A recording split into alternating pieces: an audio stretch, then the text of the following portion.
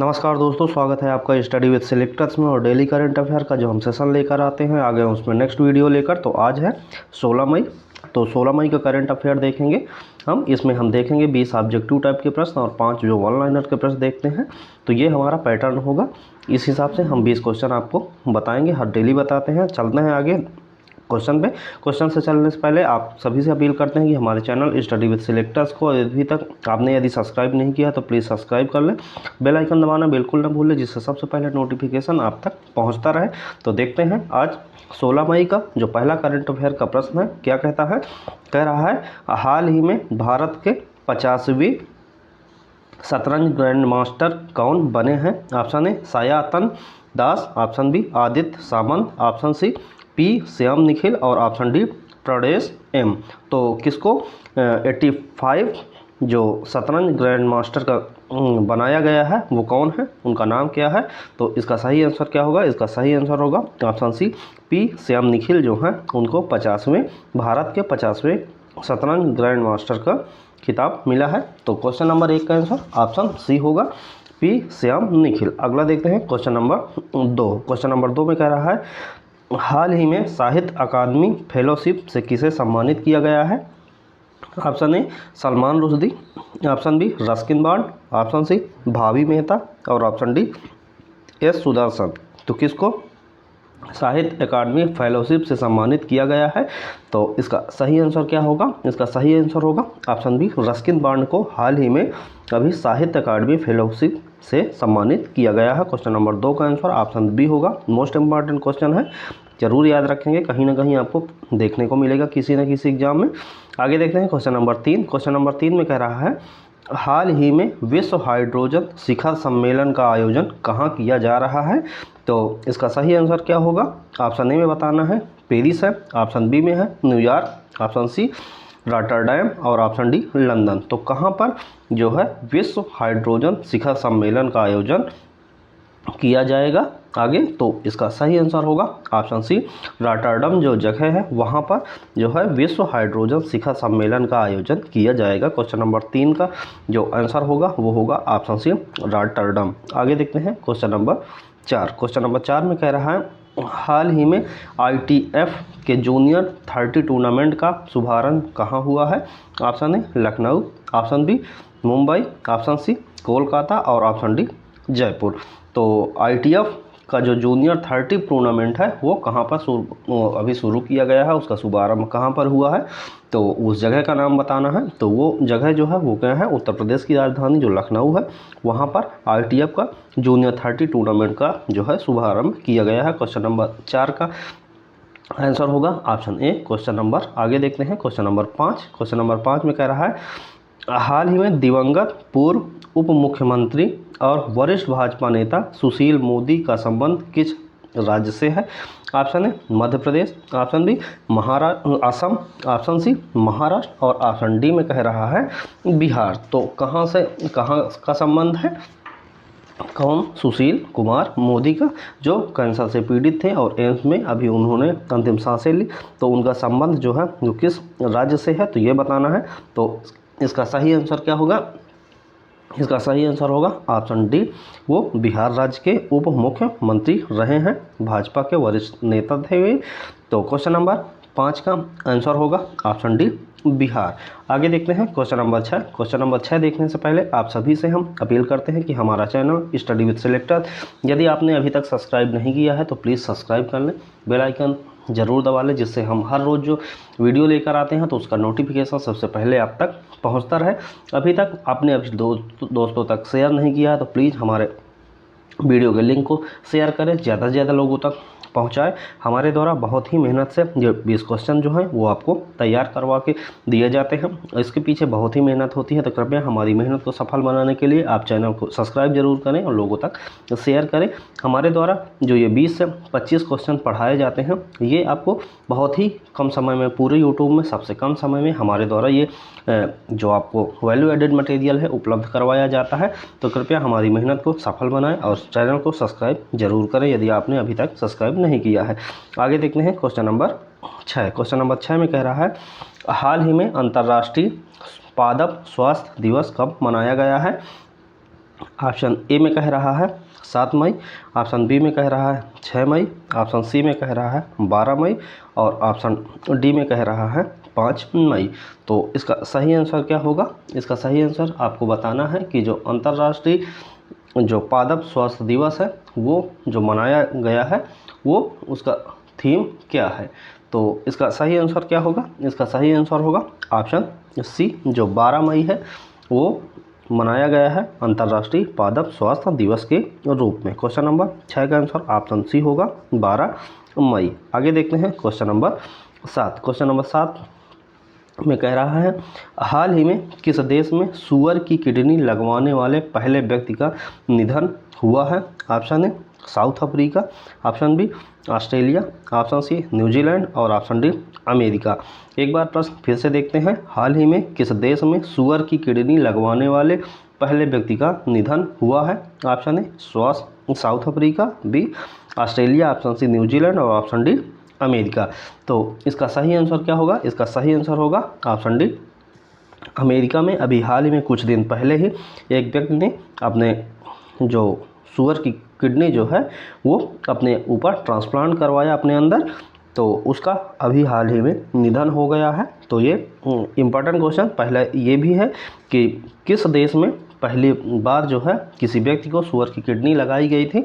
तो ये कुछ दिन पहले ही हमने आपको बताया था, वो अमेरिका देश है, अमेरिका में ऐसा किया गया है और अब उस व्यक्ति की मृत्यु हो गई है। तो ये क्वेश्चन आपको ना ही पूछने के चांस तो ज़्यादा नहीं है, लेकिन हाँ ये पूछा जा सकता है कि किस देश में सूअर की किडनी जो है लगवाने वाला पहला व्यक्ति किस देश से संबंध रखता है।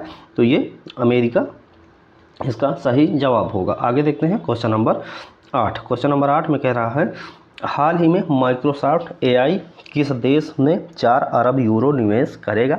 ऑप्शन है Israel, option B Spain, option C France और ऑप्शन डी जापान। तो कहाँ पर माइक्रोसॉफ्ट एआई जो है वो 4 अरब यूरो निवेश करने की प्लान में है। तो इसका सही आंसर क्या होगा? इसका सही आंसर होगा ऑप्शन बी स्पेन जो है, स्पेन देश में जो है माइक्रोसॉफ्ट का जो एआई है आर्टिफिशियल इंटेलिजेंस वो 4 अरब यूरो निवेश करेगा। कहाँ? स्पेन में। इस प्रकार क्वेश्चन नंबर 8 का जो आंसर है वो होगा ऑप्शन बी स्पेन।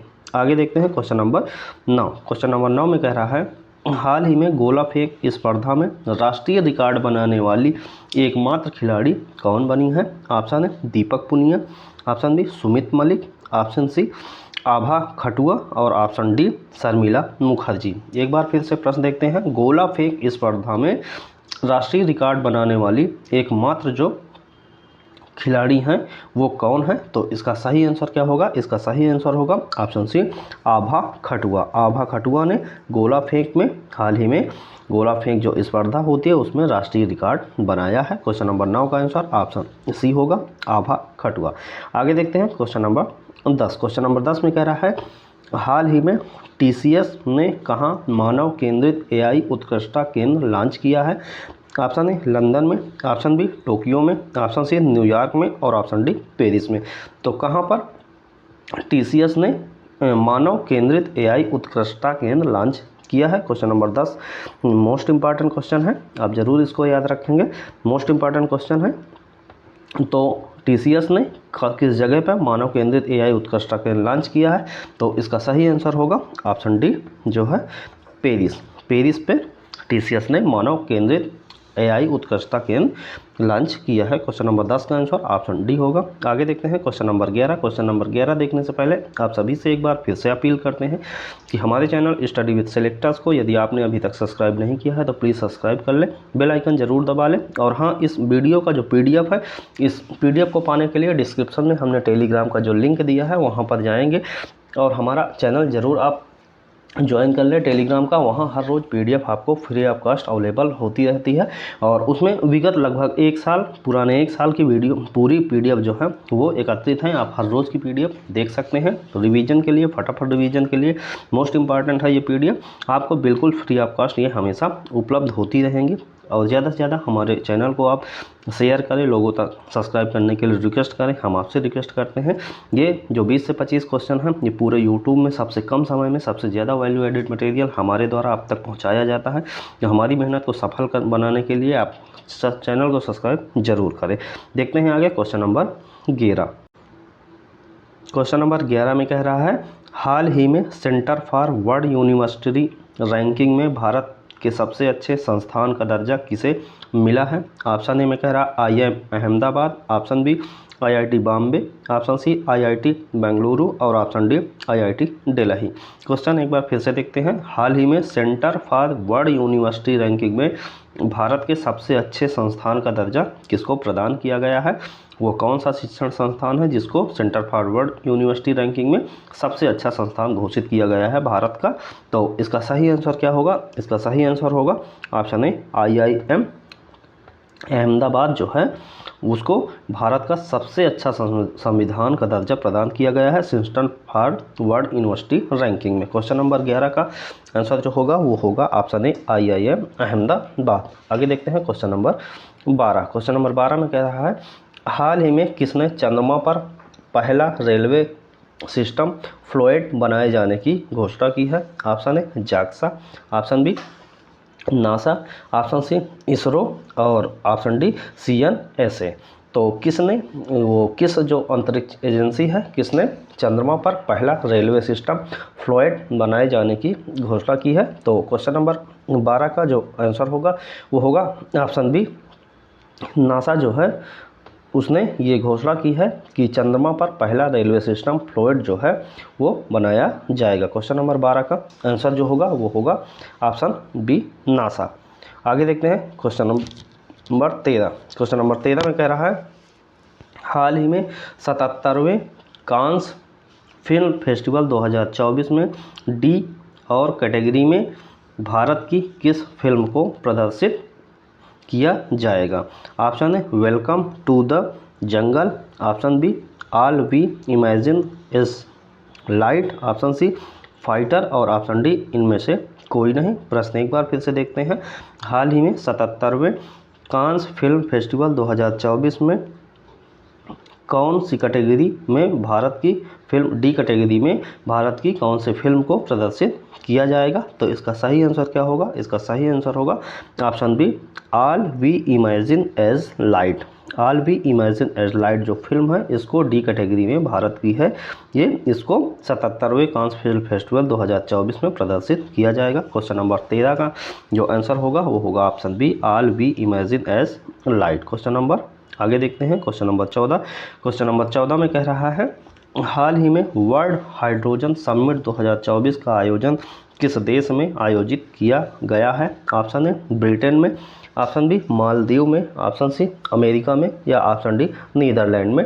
तो वर्ल्ड हाइड्रोजन समिट 2024 का आयोजन जो है वो किस देश में आयोजित हुआ है। तो इसका सही आंसर क्या होगा। इसका सही आंसर होगा ऑप्शन डी नीदरलैंड जो है नीदरलैंड में जो वर्ल्ड हाइड्रोजन समिट 2024 का आयोजन किया गया है। क्वेश्चन नंबर 14 का आंसर ऑप्शन डी होगा नीदरलैंड। आगे देखते हैं क्वेश्चन नंबर 15। क्वेश्चन नंबर 15 में कह रहा है हाल ही में टाटा इलेक्ट्रॉनिक के नए अध्यक्ष कौन बने हैं। ऑप्शन है N Chandrasekhar, option B AM Naik, option C R Lakshmi Rao और ऑप्शन डी नलिन नेगी। तो टाटा इलेक्ट्रॉनिक्स के नए अध्यक्ष जो हैं वो कौन बने हैं। तो इसका सही आंसर क्या होगा। इसका सही आंसर होगा option A N Chandrasekhar. N Chandrasekhar जो हैं टाटा इलेक्ट्रॉनिक के नए अध्यक्ष अभी हाल ही में बनाए गए हैं। क्वेश्चन नंबर 15 का आंसर ऑप्शन ए होगा। मोस्ट इंपॉर्टेंट क्वेश्चन है, जरूर याद रखें। एन चंद्रशेखर को टाटा इलेक्ट्रॉनिक का नया अध्यक्ष बनाया गया है। क्वेश्चन नंबर 15 का आंसर होगा ऑप्शन ए एन चंद्रशेखर। आगे देखते हैं क्वेश्चन नंबर 16। क्वेश्चन नंबर 16 में कह रहा है हाल ही में एशियाई ट्रैपोलिन जिम्नास्टिक चैंपियनशिप में मेडल जीतने वाली पहली भारतीय कौन बनी है। Option A Deepika Soren, option B Rashmi Kumari, option C Srishti Khandagale, option D Takshvi Baghani. तो फिर से एक बार प्रश्न देखते हैं। कह रहा है हाल ही में एशियाई ट्रैपोलिन जिम्नास्टिक चैंपियनशिप में मेडल जीतने वाली पहली भारतीय कौन बनी है। Option A Deepika Soren, option B Rashmi Kumari, option C Srishti Khandagale, option D Lakshmi Waghani. तो इसका सही आंसर क्या होगा? इसका सही आंसर होगा ऑप्शन सी, सृष्टि खंडागले को जो है एशियाई ट्रैपोलिन जिम्नास्टिक चैंपियनशिप में मेडल जीतने वाली ये पहली भारतीय बन गई हैं। नाम है Srishti Khandagle. Most important question 16, question number 16 का आंसर ऑप्शन सी होगा, सृष्टि खंडागले। आगे देखते हैं क्वेश्चन नंबर 17। क्वेश्चन नंबर 17 देखने से पहले आप सभी से एक बार फिर से हम अपील करते हैं, रिक्वेस्ट करते हैं कि यदि आपने अभी तक हमारे चैनल स्टडी विद सिलेक्टर्स को सब्सक्राइब नहीं किया है तो प्लीज़ सब्सक्राइब कर लें, बेल आइकन दबाना बिल्कुल ना भूलें, जिससे सबसे पहले नोटिफिकेशन आप तक पहुँचता रहे। और इस वीडियो का पीडीएफ पाने के लिए डिस्क्रिप्शन में टेलीग्राम का जो लिंक है वहाँ से जाएंगे, टेलीग्राम आप ज़रूर ज्वाइन करें। वहाँ पर हर रोज़ की पीडीएफ आपको मिलती रहेगी, फ्री ऑफ कास्ट है और वो आपको फटाफट रिवीजन के लिए बहुत ही हेल्पफुल होती है। और ज़्यादा से ज़्यादा इस वीडियो को या उस पीडीएफ को अपने दोस्तों तक शेयर करें। जो ज़्यादा से ज़्यादा लोगों तक शेयर करेंगे आप, दूसरे का भी भला होगा। और इस मार्केट में जो आपको 20 से 25 क्वेश्चन पढ़ाने के लिए लोग 1.5 से 2 घंटे आपका लेते हैं, तो कृपया 1.5 से 2 घंटे आप बिल्कुल ना दीजिए। आपको जहां से 15 से 20 मिनट में या 25 मिनट में जहां पर आपको ज़्यादा से ज़्यादा वैल्यू एडेड मटेरियल मिले वहां पर से पढ़ें। हम ये नहीं कहते कि आप हम ही से पढ़ें, लेकिन हाँ, हम आपसे एक अपील करते हैं, एक सुझाव देते हैं कि हमारे द्वारा जो विगत 1 साल में जो भी एग्ज़ाम हुए हैं और हमारे द्वारा पढ़ाए गए current affair exact direct to direct exam में मिले हैं, तो कृपया हमें फॉलोअप यदि आप 1 साल करते हैं तो उसके बाद आपको खुद ब खुद समझ में आ जाएगा कि हाँ, हमारे द्वारा जो मेडल उपलब्ध करवाया जाता है वो कितना ही बेहद महत्वपूर्ण है। तो कृपया इस चीज़ को समझें और एक जगह से जुड़े। ज़्यादा से ज़्यादा हम 20 से 25 मिनट आपका लेंगे, उसके अलावा आपको करंट अफेयर में कहीं भी पढ़ने की ज़रूरत नहीं है। मैक्सिमम क्वेश्चन 80 से 90% क्वेश्चन आपको यहीं पर मिल जाएंगे। 100% क्वेश्चन आप पाने की कोशिश बिल्कुल ना करें। करंट अफेयर में 100% आपका जो क्वेश्चन है वो सही नहीं हो सकते हैं। यदि आप वहाँ सही करते हैं तो कोई ना कोई आपका पार्ट छूट जाएगा। इसलिए 80 से 90% यदि आपका करंट अफेयर हमारे द्वारा करवाया जाता है, यदि आप इसको फॉलो करेंगे तो ये हो जाएगा और ये बेहद ही महत्वपूर्ण मार्क्स होते हैं। तो आने वाले जो एग्ज़ाम है उसके लिए आप हमें फॉलो ज़रूर कर लें। हमारा पीडीएफ जो है वो डिस्क्रिप्शन में जो टेलीग्राम का लिंक है वहाँ से आपको मिल जाएगा। तो वहाँ से यदि आप देखेंगे तो आप यदि वीडियो नहीं देखे हैं तो आप फटाफट उस पीडीएफ को यदि डाउनलोड करके आप रिवीजन करेंगे तो देखेंगे कि 1 महीने में आप इतनी महत्वपूर्ण जानकारियाँ आप पर आ जाएंगी कि वो आपको आने वाले एग्ज़ाम में कहीं ना कहीं ज़रूर देखने को मिलेंगे। तो कृपया हमारे चैनल को आप सब्सक्राइब जरूर कर लें। देखते हैं आगे क्वेश्चन नंबर 17। क्वेश्चन नंबर 17 में कह रहा है, हाल ही में खनिज विदेश इंडिया लिमिटेड वित्त वर्ष 2025 में किस देश में लिथियम ब्लॉक का अधिग्रहण करेगी? ऑप्शन ए न्यूजीलैंड में, ऑप्शन बी साउथ अफ्रीका में, ऑप्शन सी ऑस्ट्रेलिया में और ऑप्शन डी जापान में। तो खनिज विदेश इंडिया लिमिटेड वित्त वर्ष 2025 में किस देश में लिथियम ब्लॉक का अधिग्रहण करेगी? तो इसका सही आंसर होगा, क्या होगा? इसका सही आंसर होगा ऑप्शन सी ऑस्ट्रेलिया। ऑस्ट्रेलिया देश में जो खनिज विदेश इंडिया लिमिटेड है वो वित्त वर्ष 2025 में ऑस्ट्रेलिया से लिथियम ब्लॉक का अधिग्रहण करेगी। क्वेश्चन नंबर 17 का आंसर ऑप्शन सी होगा, ऑस्ट्रेलिया। आगे देखते हैं क्वेश्चन नंबर 18। क्वेश्चन नंबर 18 में कह रहा है, हाल ही में पश्चिमी घाट में कट्टू पूवम कुरुत्रिला नामक प्रजाति की खोज की गई। तो ये जो कट्टू पूवम कुरुत्रिला किसकी प्रजाति है, कौन से जीव की प्रजाति है? तो ऑप्शन ए में कह रहा है तितली, ऑप्शन बी में कह रहा है ये पक्षी है, या ऑप्शन सी में कह रहा है वृक्ष है, या ऑप्शन डी में कह रहा है ये पशु हैं। तो ये जो कट्टपूवम कुरुत्रिला जो है ये प्रजाति जो है ये किसकी है, जो अभी हाल ही में खोजी गई है? तो इसका सही आंसर क्या होगा? इसका सही आंसर होगा ऑप्शन सी, ये एक वृक्ष की प्रजाति है जिसको हाल ही में अभी पश्चिमी घाट में खोजा गया है। क्वेश्चन नंबर 18 का आंसर ऑप्शन सी होगा। ये भूगोल का जो सेक्शन होता है इन्वायरमेंट एंड इकोलॉजी, उसमें से ये महत्वपूर्ण प्रश्न है, उसमें आएगा ही आएगा। तो इसको ज़रूर आपको याद रखना है, मोस्ट इंपॉर्टेंट प्रश्न है, आप ज़रूर याद रखेंगे। हमारे द्वारा 20 क्वेश्चन जो पढ़ाए जाते हैं वो सभी बेहद ही महत्वपूर्ण होते हैं, लेकिन उसमें भी जो हम बताते हैं कि ये मोस्ट इंपॉर्टेंट है, तो आप ये मान के चलिए कि आने वाले एग्ज़ाम में 10 से 90% चांस उसके होते ही होते हैं, ज़्यादातर 90% चांस होते हैं कि वो क्वेश्चन आपको देखने को मिलेगा। तो इसको आप ज़रूर ध्यान रखेंगे। ये जो प्रजाति है ये वृक्ष की है और ये कहाँ खोजी गई है ये ज़रूर याद रखें, पश्चिमी घाट में ये खोजी गई है। आगे देखते हैं क्वेश्चन नंबर 19। क्वेश्चन नंबर 19 में कह रहा है, हाल ही में चर्चित वाइब्रेंट विलेज प्रोग्राम भारत और किस देश की सीमा पर चलाया जा रहा है? ऑप्शन ए में कह रहा है नेपाल, ऑप्शन बी में कह रहा है बांग्लादेश, ऑप्शन सी में कह रहा है चीन और ऑप्शन डी में कह रहा है रूस। तो जो वाइब्रेंट विलेज प्रोग्राम है वो भारत और किस देश की सीमा के मध्य चलाया जा रहा है?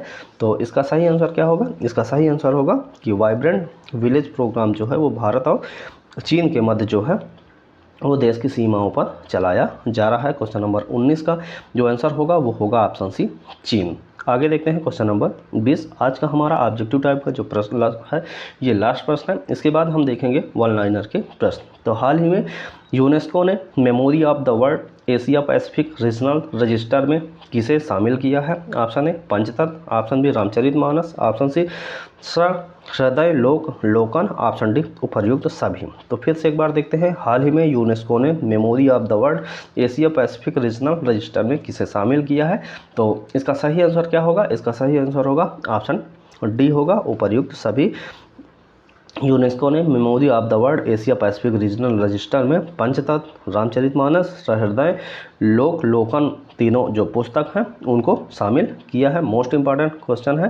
क्वेश्चन नंबर 20 का आंसर ऑप्शन डी होगा उपर्युक्त सभी। अब देखते हैं हम हर रोज़ की तरह परीक्षा की दृष्टि से महत्वपूर्ण जो करंट अफेयर के हम 5 प्रश्न वन लाइनर के रूप में आपको लेकर आते हैं। तो देखते हैं पहला वन लाइनर क्या कह रहा है। पहला वन लाइनर कह रहा है, उत्तर प्रदेश के पहले भेड़ बकरी पालन प्रशिक्षण केंद्र का लोकार्पण जो है वो कहाँ किया गया है? ये इटावा, उत्तर प्रदेश का जो इटावा है जनपद, वहाँ पर ये किया गया है पहले भेड़ बकरी पालन प्रशिक्षण केंद्र का लोकार्पण। आगे देखते हैं पॉइंट नंबर 2। पॉइंट नंबर 2 में कह रहा है, उत्तर प्रदेश का पहला ग्लास स्काई वॉक कहाँ बनाया गया है? चित्रकूट में बनाया गया है। चित्रकूट जनपद जो है तो वहाँ पर उत्तर प्रदेश का पहला ग्लास स्काई वॉक बनाया गया है। पॉइंट नंबर 3 में कह रहा है, पीएम नरेंद्र मोदी ने युवा विकास के लिए मेरा युवा भारत नामक नए सरकारी मंच को लॉन्च किया है। किसने? पीएम मोदी ने किया है। अगला पॉइंट है पॉइंट नंबर 3 कह रहा है, राजस्थान देश का दूसरा राज्य है जिसने जाति आधारित सर्वेक्षण कराने की घोषणा की है। कौन है? राजस्थान दूसरा है। पहले नंबर पे कौन है? पहले नंबर पे बिहार ने करवाया था, नीतीश कुमार मुख्यमंत्री थे तब बिहार ने ये जाति आधारित सर्वेक्षण करवाया था। दूसरा कौन है? राजस्थान है। पॉइंट नंबर 5 जो आज का हमारा वन लाइनर का लास्ट पॉइंट है, क्या कह रहा है, भारत का पहला हरित ऊर्जा पुरातत्व स्थल तट जो है वो मंदिर कहाँ है? वो तमिलनाडु बना है। भारत का पहला हरित ऊर्जा पुरातत्व स्थल तट मंदिर जो है वो तमिलनाडु है। अगला देखते हैं पिछले सवाल का जवाब जो हमने आपसे पूछा था, जिसका जवाब आपको कमेंट बॉक्स में देना था। तो उसका जवाब क्या है? सवाल था, हाल ही में पाकिस्तान ने किस देश के सहयोग से अपना पहला चंद्र मिशन iCube कमर लॉन्च किया है? तो ये किसके सहयोग से? चीन के सहयोग से पाकिस्तान ने अपना पहला चंद्र मिशन लॉन्च किया है। आगे आपके लिए पिछले दिन का सवाल जिसका जवाब आपको कमेंट बॉक्स में देना है। तो सवाल आपका क्या है, हाल ही में किसने 30वीं सुल्तान अजलान शाह ट्रॉफी जीती है? Option A Nepal, option B Bangladesh, option C Japan, option D रूस। तो किसने 30वीं सुल्तान अजलान शाह ट्रॉफी जीती है? इसका जवाब आपको कमेंट बॉक्स में देना है। और इसी वीडियो में हम जो आंसर होते हैं उसको आपको नीचे बता रहे हैं। तो ये आपको फटाफट रिवीजन में आपको बेहद महत्वपूर्ण साबित होंगे। और हम आपसे अपील करते हैं कि हमारे चैनल को यदि आपने अभी तक सब्सक्राइब नहीं किया है तो प्लीज़ सब्सक्राइब करें और बेल आइकन दबाना बिल्कुल ना भूलें। डेली करंट अफेयर का जो सेशन होता है उसको देखना बिल्कुल ना भूलें।